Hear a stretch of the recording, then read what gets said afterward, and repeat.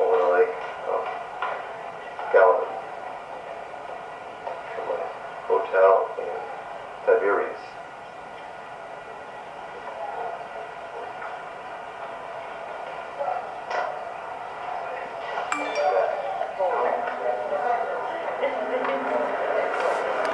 A Crusader castle. We're on the Lake of Galilee.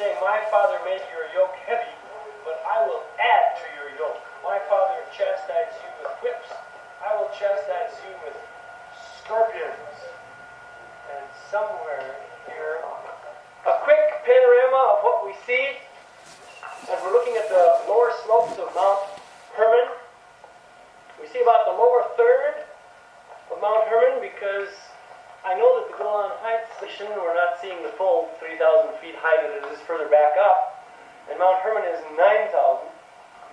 Here.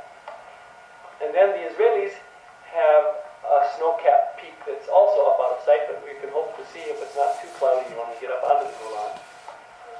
For Abraham is told, go to a land that I tell you, and only when he gets to Shechem, God says, this is the land that I'm going to give to you and your descendants, and I will bless you so that you will be a blessing. And the mud bricks. And you said it was 2,000? Yeah, between 2,200 and 1,600. That's the Middle Bronze period. And what was the city called then? At that time, it would still be called Lash. Okay. If that name came from that far back, I mean, we know for sure that in the Syria, which is right on the border, the military border of enemy nations. Spiritual sight. Jesus went on with his disciples to the villages of Caesarea Philippi, and on the way he asked his disciples, well, not that it was necessary right here in Caesarea Philippi where we are, but approaching it. The most important question in the world. Who do men say that I am? No, that's the second most important. They said John the Baptist, others said Elijah, others one of the other prophets. Now comes the most important question in the world. Who do you say that I am? And Peter answers, you are the Messiah. You are the Christ. In parallel account, you are the Messiah of God. Down, goes further down than any other river in the world goes, because it goes down to the Dead Sea. And we're getting this contrast that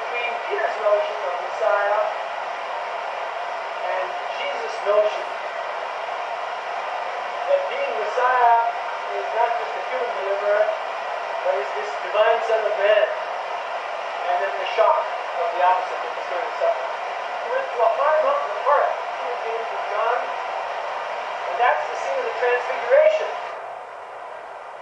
Well, Conrad covers so briefly, and then to give you some free time to pass or step inside, he sat down and the disciples came to him and he opened his mouth and he talked to them saying, "Blessed are the poor in spirit, for theirs is the kingdom of heaven. Blessed are those who mourn, for they shall be comforted, for they shall see God. Blessed are the peacemakers, for they shall be called the sons of God. Blessed are those who are persecuted for righteousness' sake, for theirs is the kingdom."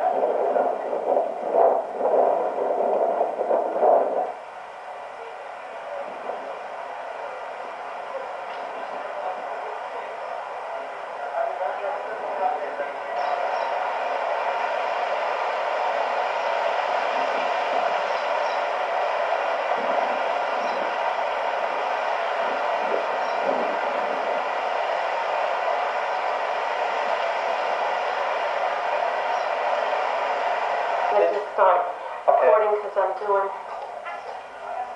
these beautiful bougainvilleas all around this place. It's gorgeous.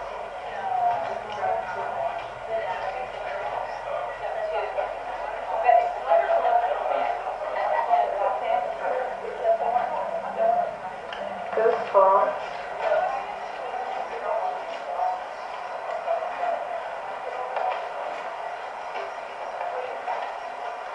Small section was a synagogue room and a church room that we're going to go and visit. And so Jesus is moving from a little out of the way unheard of farm town of Nazareth down to a bustling town that's got agriculture, yes, and fishing and trade as its long trade route beside the Sea of Galilee. So Jesus is on investigation. So church and Sunday school, the place of gathering for prayer and the place of study.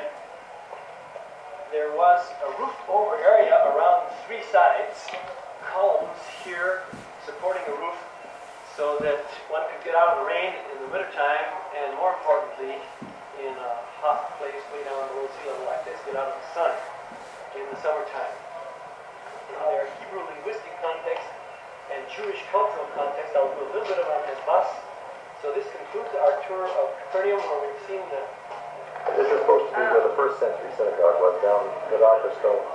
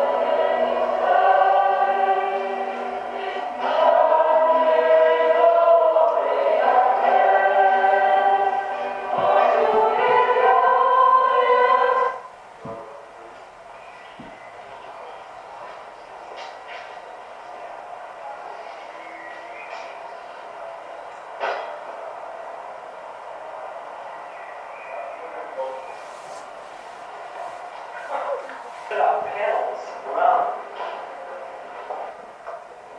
Yeah, we're looking toward Nazareth, taking a scan of Nazareth, about 3 miles away from Sepphoris, where Mary was thought to have been born and her parents lived.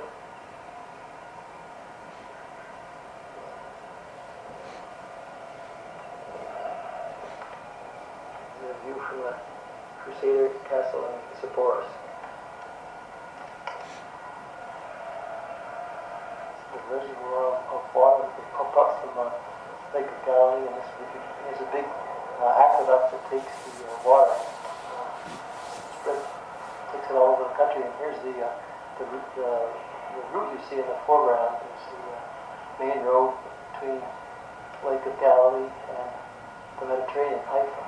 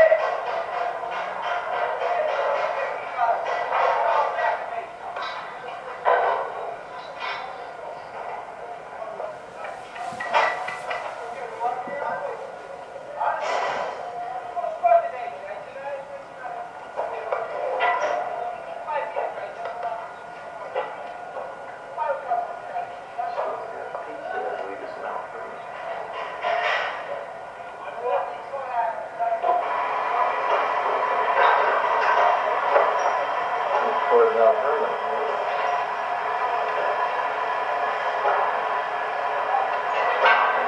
What's that mountain? Mount Hermon.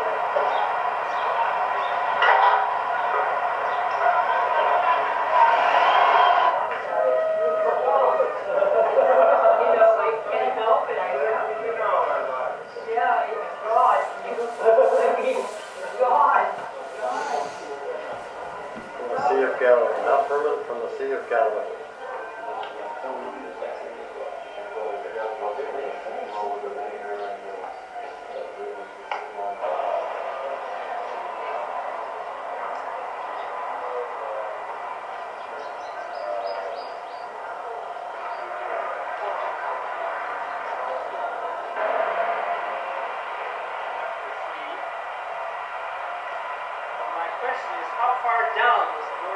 King of the universe ready to come.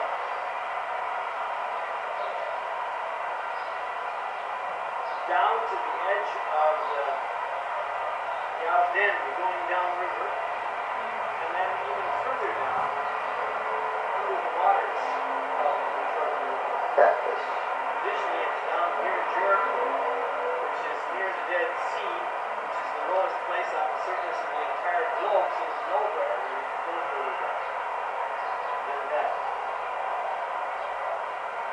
So with water, we're turning back to God for repentance. But he who is coming after me is mightier than I, whose sandals I'm not worthy to carry, and he will baptize you with the Holy Spirit and with fire. And the winning fork in his hands will tear his threshing floor and gather the wheat to the graining and the chaff to the burning with fire. And then Jesus came from Galilee to the Jordan to John to be baptized by him.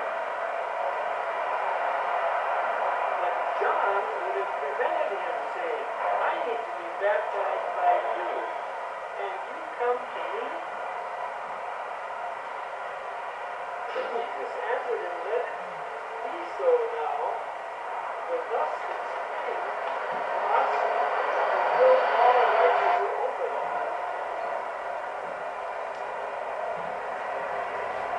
And he saw the Spirit of God descending like a dove and alighting from him, and a voice from heaven saying, This is my Son.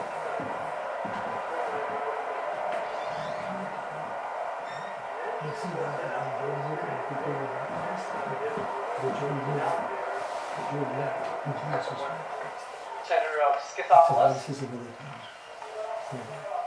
going to be walking over to the bathhouses, the social center,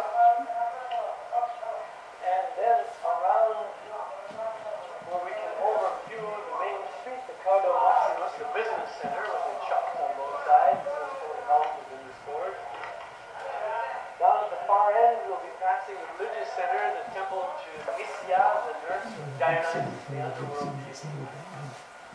As we come around the corner, we'll be passing the ruins of the public basilica, the administrative hall, political center of the town. And then we're going to another shopping center, and we'll be coming back up around the theater and back to the sports.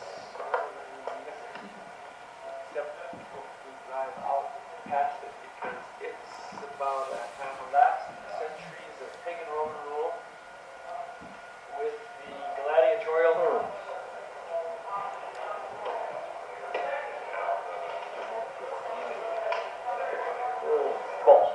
And as we walk out now, on this side, I expect that there was a similar thing on the other side of the street. There are 3 more. Now we're going to walk around to see where the pillars lie that used to be on these 4 pillar bases. The nurse of Dionysus, the underworld deity of life force and life energy. Kind of a rough division of the Greek and Roman pagans with their idolatrous practices more close to the Greek, to the Roman pagan way of life. And they didn't trust the Jews, who were, many of them refusing to worship the pagan deities.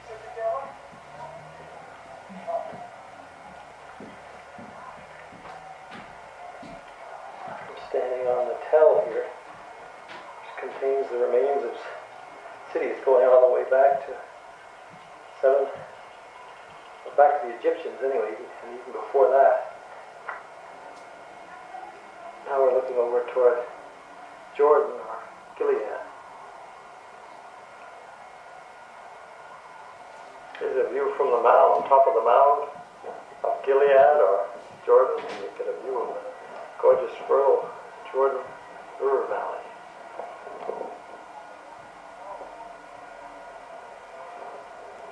Here's a view from the top. The entrance to Jericho, the mound of Jericho, goes back to the Stone Age.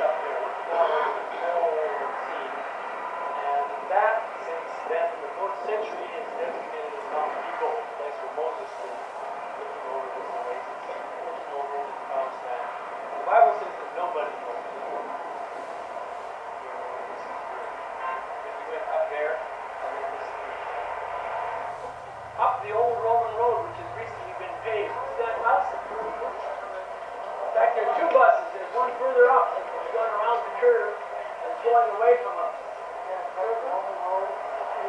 That's the main road of activity of the airport.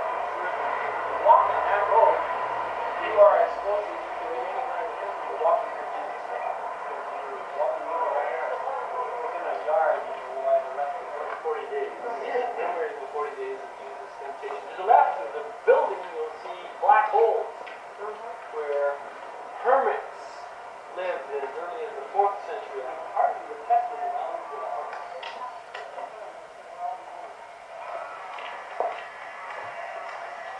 Big time.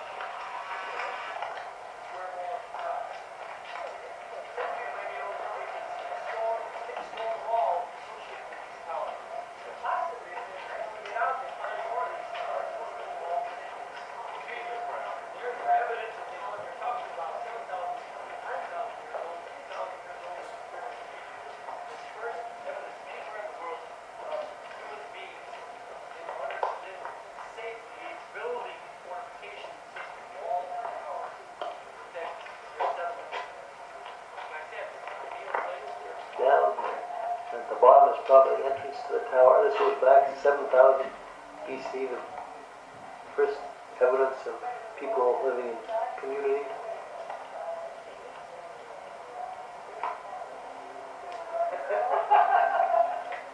Let's see how far down that is.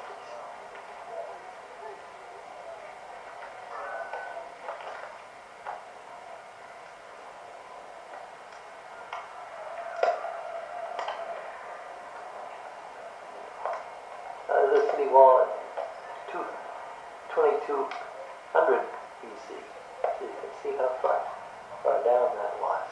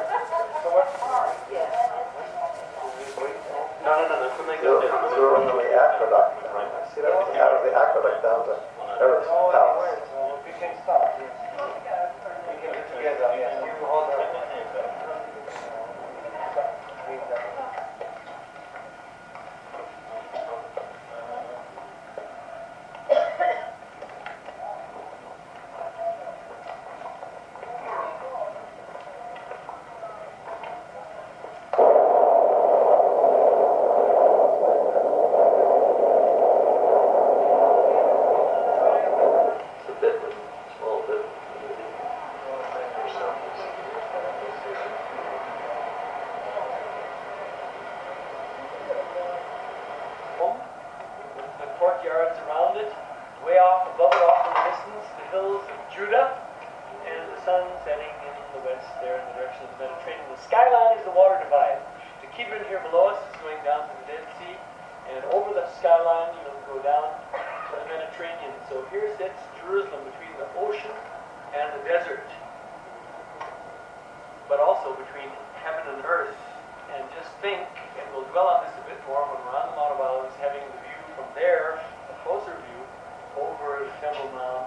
This is the most history-packed panoramic view in the whole world if you think of the significance of events that have taken place within the vista of what we can see from here.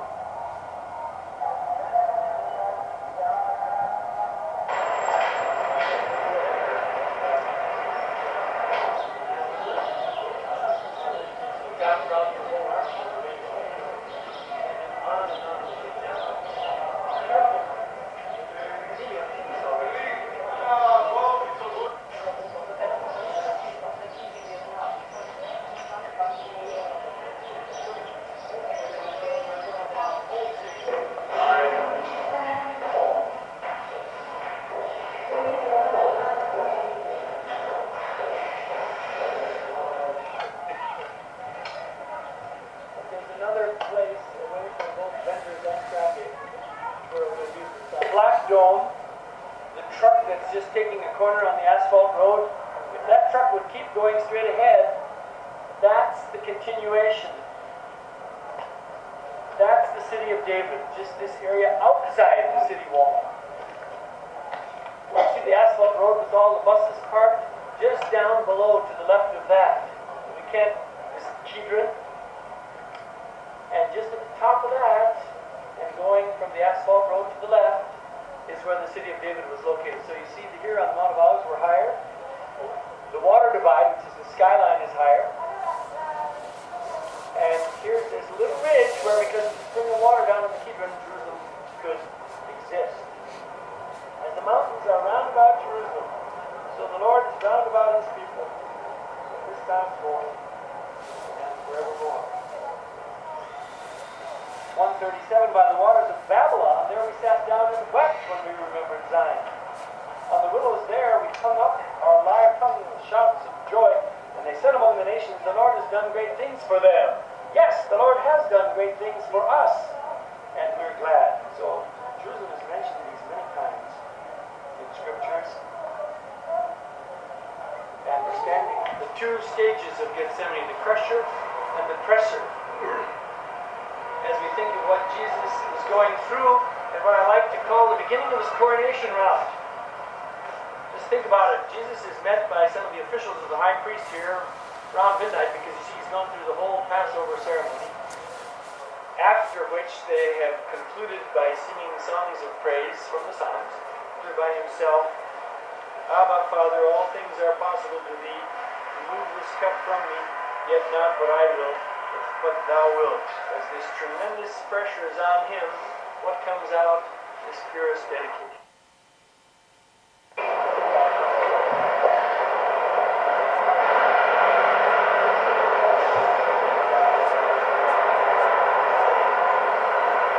Church of all nations.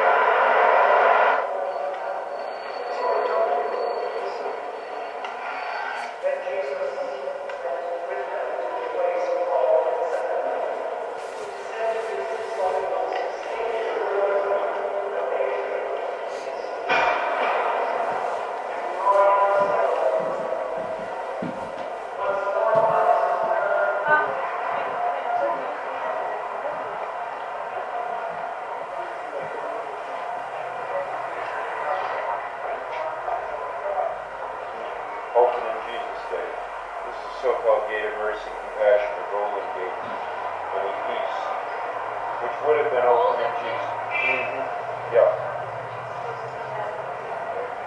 The 12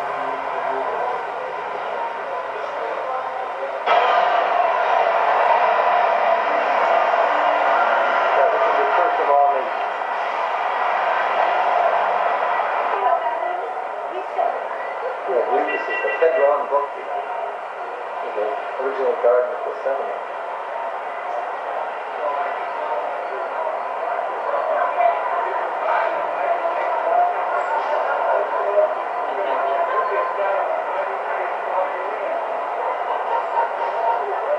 There, between the trees and the graveyard, that's where we came down. We actually came down the segment of the Palm Sunday walk. Where we're going to be attached. But we're now looking at the south wall of the hill. We think we're around about Olives. We're looking from the eastern side of the eastern wall. What we haven't seen yet, we're going to see tomorrow morning. Uzziah introduced the catapult helmets and armor, so with after David's, you have to go 3 centuries.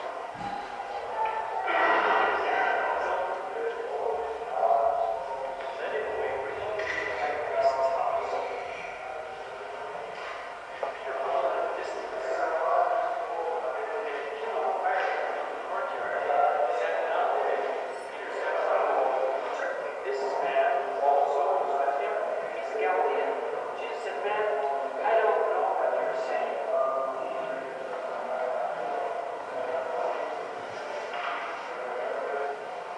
Now, the very next thing you know,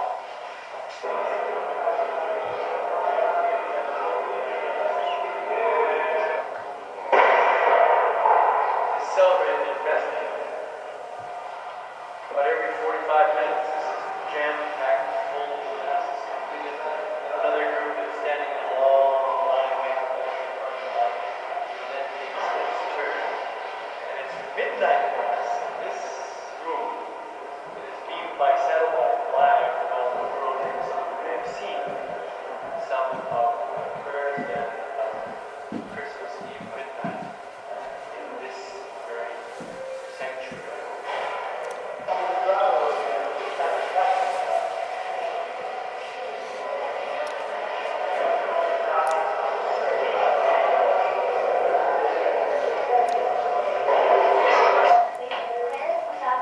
No longer in the orthodox end of this cavern, with its traditional place of Jesus' birth, looking as they're going down past that star that we just visited. I had wanted to go in their church. Marluzi had his hand in his. She turned to Christ. They started her on a rack till they killed her, martyred her for her faith. That's what it says in Catholic Virtue and Honor. In Latin, it's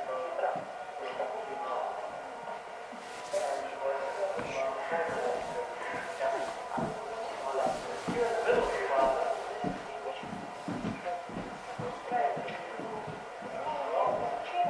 Roman women, where visitors can come and sometimes holidays. There are 19 more rows of stones that get down the bedrock. So you can see a lot of rubble that's built in. And there are some places where men can go way back in under there, where there are shafts that English explorers dug already more than 100 years ago. Twilight of late Sabbath afternoon, a flock of doves hovered over the wall, and then suddenly the only white one tucked itself into a niche to make itself a prayer for peace. Sometimes you'll see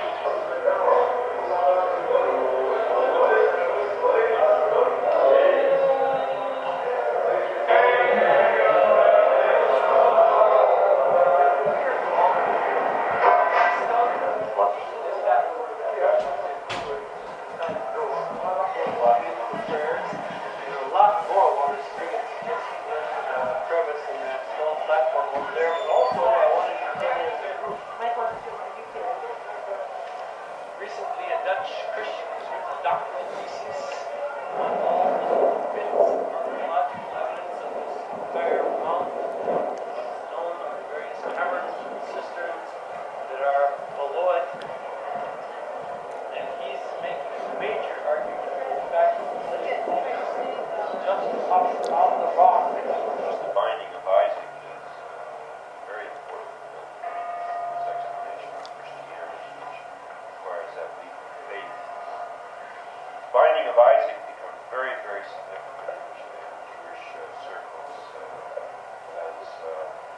call to dedication. Have you ever seen a Rosh Hashanah card for the Jewish New Year? You go through a card rack, what do you see on the cover? Usually you have a ram's horn. And why a ram's horn? It takes you back to the place you're at. It's the dedication of this man Abraham, who would be willing to follow God all the way to the point he was willing to give his son of promise, his only son, Isaac. So the ram's horn brings you back to the ram in the thicket that God provided when God spoke from heaven. Don't take your knife and place it in the child. So the ram's horn is played 100 times on Rosh Hashanah, and the very sound of the ram's horn is the sound of the whimpering sound, is the sound of a contrite, broken heart, as it were. One of the calls is called Shevarim, which I think to God, and it was credited to him for righteousness. So the whole thrust of Paul's argument in Romans 4 is that because Abraham believed, because of his faith, a faith which was willing to go all the way to dedicate himself to God to the point of even giving up the very best that he had, earthly speaking, that kind of commitment. So we are linked to Abraham through faith.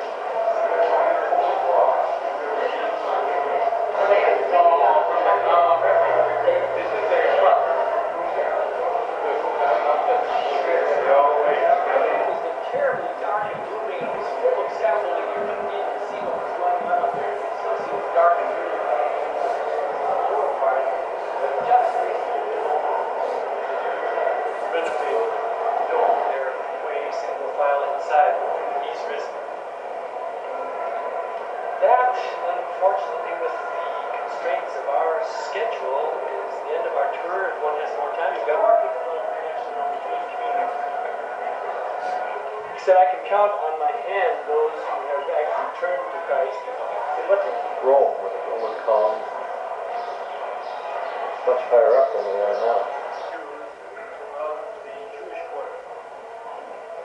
The land was acquired from the Turks in 1843. They started building in 1862. The holy city, Jerusalem. And here's the Capernum. I've seen what's to do with just walking on Main Street from north to south. Here, just inside the town of Damascus Street, there was a base, tall stone column on it, and on top of it, a statue. You can pull it over a little bit because there's a group that's coming by. Sun off through the head. So I think covering that up may have the reverse effect in the summer. It keeps you cool. It's probably apparently the way it's wrapped. I see.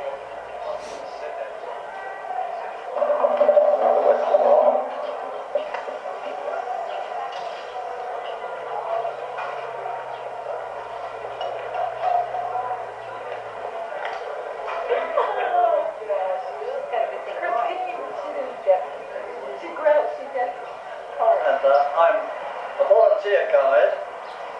The guides here are all volunteers, like me, most of them young, quite the shop.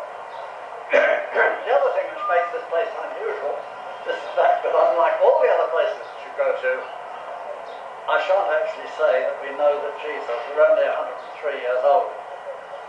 What we're going to do together, you and I, is we're going to think inside the city, so we would want to find a place that was outside the city. And we do that here because you can see the northern wall of the old city outside.